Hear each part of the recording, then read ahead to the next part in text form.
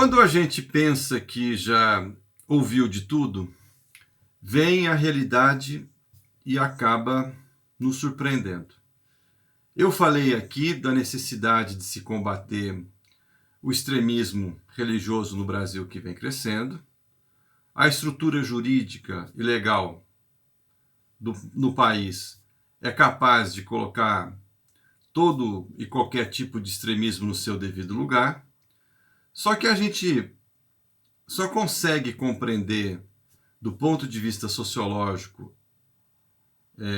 as causas e efeitos deste extremismo religioso se levarmos em consideração a instrumentalização política que existe por trás de estar fomentando esse extremismo religioso com a guerra cultural que nós estamos vivendo.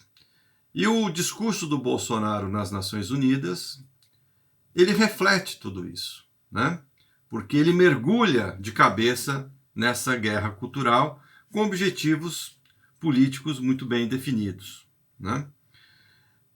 Quando ele fala no seu discurso que ele faz um apelo à comunidade internacional pela liberdade religiosa e pelo combate à cristofobia, isso tem que ser analisado levando em consideração dois aspectos. Primeiro, ele está falando isso na ONU, numa instituição que no pós-guerra definiu claramente alguns valores. Eu estou aqui me referindo à cooperação econômica entre os países, à preservação do meio ambiente, o respeito às liberdades individuais e coletivas, a consolidação dos direitos humanos. Agora, observa-se que esse extremismo de direita, ele está justamente querendo corroer esses valores civilizacionais que a ONU projetou para o mundo a partir do final da Segunda Guerra Mundial. Além do que, quando ele faz esse apelo a essa liberdade religiosa, se a gente for trazer isso para a realidade brasileira, a gente vai chegar a uma conclusão óbvia, né? A liberdade religiosa no Brasil, ela está assegurada, mas historicamente as religiões que mais sofreram, mais desqualificadas, mais diabolizadas, foram as religiões africanas, né? É claro que depois, com a ascensão das igrejas neopentecostais, das igrejas evangélicas, a crítica ou a desqualificação ou ridicularizando o crente também ocorreu, né? E vem ocorrendo. Agora,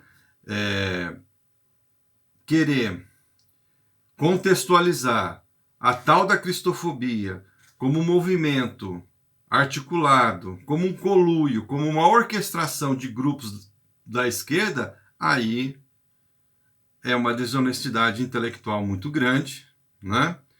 E uma tentativa de polarizar e nos dividir ainda mais, né? A reação a esse discurso ocorreu, mas foi uma reação também confusa, porque as pessoas acabaram tirando sarro, achando que esse discurso está descontextualizado com a realidade, e não é bem assim, né? É preciso acordar para essa guerra de valores que nós estamos vivendo. Por quê? Porque ela tem interesses políticos lá na frente, imediatos e visando aí a reeleição em 2022.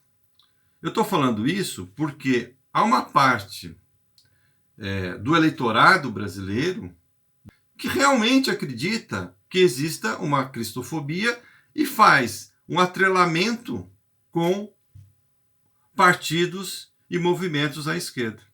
Então, se as pessoas ridicularizaram o discurso do Bolsonaro na ONU, primeiro, ele está se lixando para isso. Os bolsonaristas estão dando risada para esse tipo de comportamento. Por quê? Porque ele está falando para um eleitorado e ele está justamente o quê? Cristalizando uma opinião que já existe. Inclusive, há pesquisas, né, que tentam, que demonstram essa relação de um comportamento, entre aspas, cristofóbico com grupos, movimentos e partidos à esquerda. Eu vou ler aqui a posição da professora Esther Solano, que é uma estudiosa no assunto, professora da Unifesp, que vale a pena. E ela é autora organizadora do ódio como política e reinvenção das direitas no Brasil, e ela aborda o tema na seguinte perspectiva.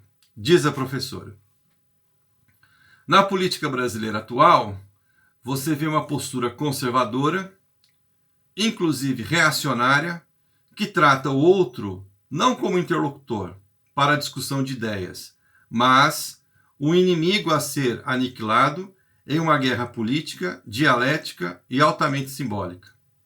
Princípios morais se tornam um instrumento bélico. Assim como nos Estados Unidos, em que a guerra cultural se instaurou como uma reação ao campo progressista, no Brasil aconteceu o mesmo. Então a estratégia da extrema-direita é muito clara. Ela está querendo colar na esquerda esse comportamento, digamos, cristofóbico. E se a gente parar para observar, é claro que algum grupo ou outro ligado mais à esquerda pode ter desqualificado um culto, vilipendiado um símbolo religioso. Isso acontece. Mas volto a insistir. Querer colocar a cristofobia como algo organizado, orgânico, aí já é demais, né? Agora, o nível de radicalismo é tão grande que até o Papa Francisco, muitas vezes, ele acaba sendo vítima. Dizendo que ele é um Papa comunista, dizendo que ele tem que se preocupar mais com a Argentina e não se falar qualquer coisa relacionado ao meio ambiente. Enfim, essa é a guerra cultural que nós estamos vivendo. E é uma discussão difícil, porque parte do eleitorado comprou, né, essas ideias. Então, cabe uma ampla organização inteligente dos setores mais reflexivos, que querem uma alternativa a tudo isso que está ocorrendo, fazer esse debate, né? É claro, não esquecendo aquilo que realmente nos interessa, que é a questão econômica, a questão da distribuição de renda, né? Mas entrar nessa guerra cultural disputando esses valores. Eu acho que é uma discussão muito difícil, né? Mas ela precisa ser enfrentada. Então, cristofobia nada mais é do que uma guerra cultural. E é um discurso alimentado pela extrema-direita. E nós precisamos combater isso lá na ponta, conversando com as pessoas. Eu acho que é isso.